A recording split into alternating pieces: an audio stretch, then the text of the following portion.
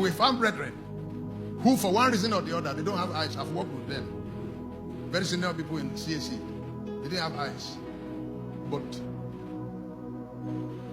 they expressed wisdom and power to the highest level. I work with them. There's a man in Abeokuta.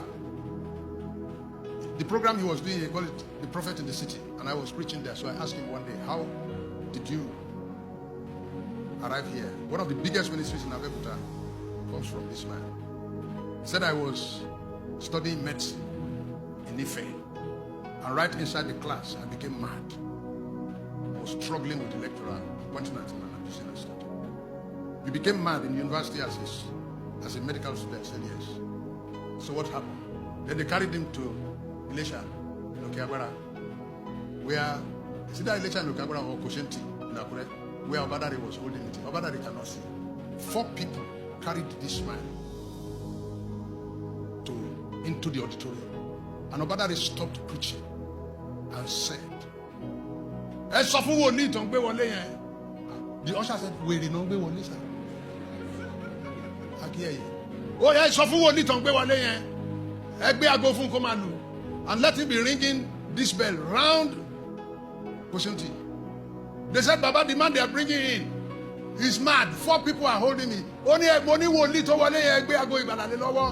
Give him the bell and let him be ringing the bell round this prayer ground.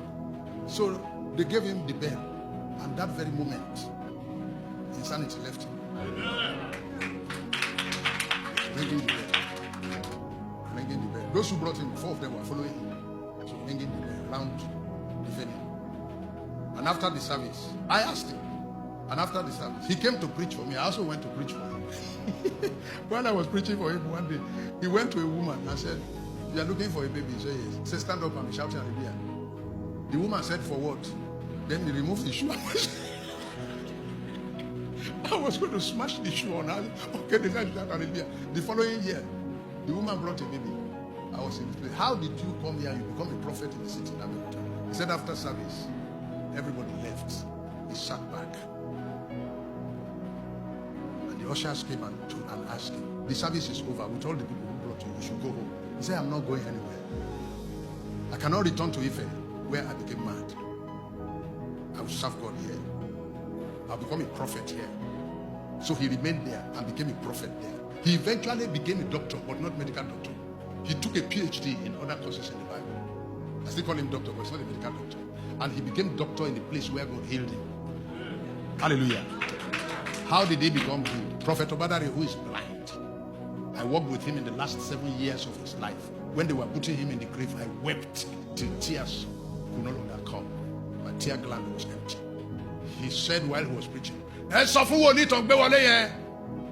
ushers were saying, sir, don't be wale were, don't be wale, sir. Only one day I suffer wole, don't be wale, I go ibala ni lowo. Go do go ibala around the people I let Mary. I hear my balance. And that is how that man became a prophet in the city. The whole of Abeokuta today. When you stop taxi and say prophet in the city, they take you there. If you climb motorcycle, prophet. If you enter Okada, if you say prophet in the city, they don't need his name. Everybody knows who he is. He took over the whole of Abeokuta in this episode. But I'm talking about those who, if we lodge your wisdom and power in your eyes, what happens for those who don't have eyes? If we lodge your wisdom in your hand, what happens?